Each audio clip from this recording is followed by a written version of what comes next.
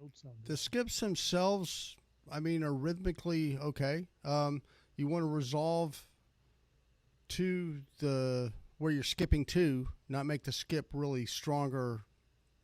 Occasionally you can for effect, but generally speaking, you want the skip to be um, ba ba da da da da da da ba ba ba ba ba ba ba ba ba da ba ba ba ba ba ba ba. You see?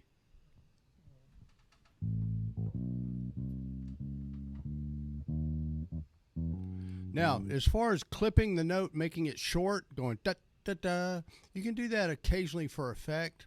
Doing it all the time kind of detracts from the smoothness of the line a little bit.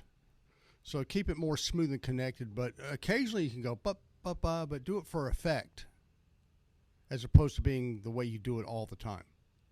Oh, okay. So it's still very legato.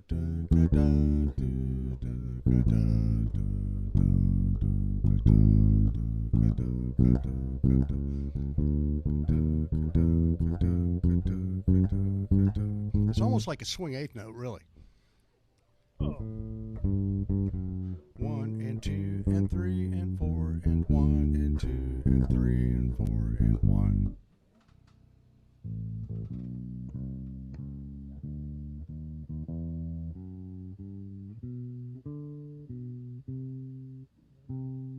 I don't know if I should go.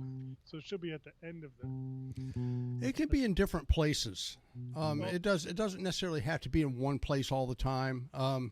Probably doing it going to beats 1 and 3 more than you do beats 2 and 4 would be probably a good idea, since 1 and 3 are stronger beats harmonically. So oh, resolving to those, resolving to chord tones as opposed to connectors. oh, okay. So But don't avoid. I'm not saying don't do connectors. I mean, you can try different things for effect, Oh, okay. right? Nothing's wrong, right? We're getting out of the realm of right or wrong in a lot of cases. With the more in depth you get into jazz improvisation, it may just be something that didn't really fit the music at that time that well, But Oh, that'd be about as strong a criticism as you could make.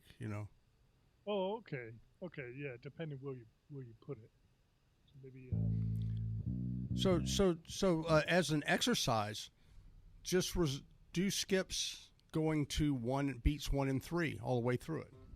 1 and 2 and 3, 4 and 1, 2 and 3, 4 and 4, 1 and 1, 2 and 3, 4 and 1, 2 and 3, 4 and 1. Oh, okay.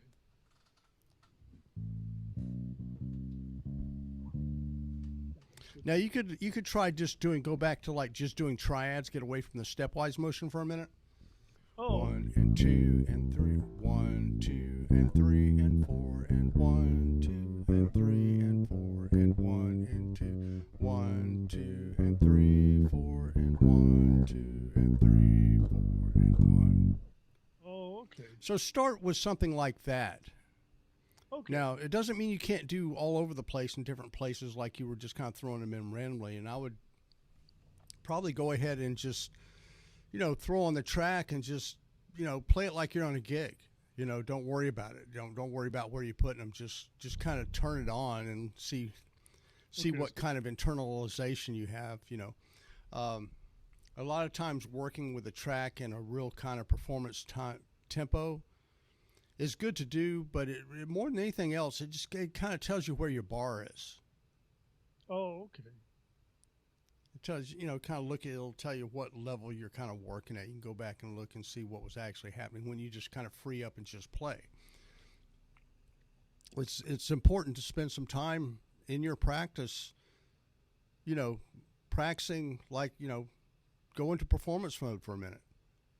Oh, okay. One thing I do in my practicing is I put on the track and I forget about everything. You know, don't try to exercise anything. I'm on the gig. 1, 2, 1, 2.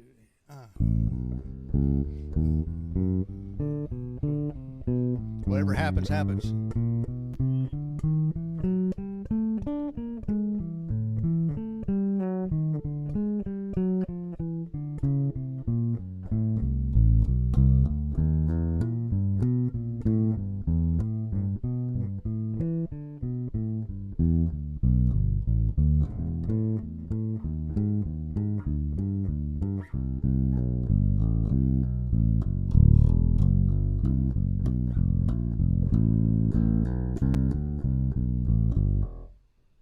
Oh, okay. Yeah, yeah. That's a good idea. Yeah.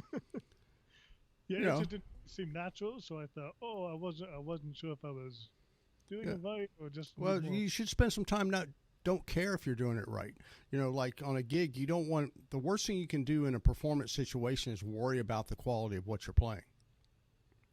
Okay, yeah, yeah. That makes sense. You know, love every note you play. Period. You know, every note I play is the greatest sound I've ever heard. You know, that's where you have to be in your head when you're doing a performance. Because if you go any other way, then that just it's like just the pipes of creativity is just like, you know, you just stop the Like, flow, that's you know. yeah, yeah. Oh, okay.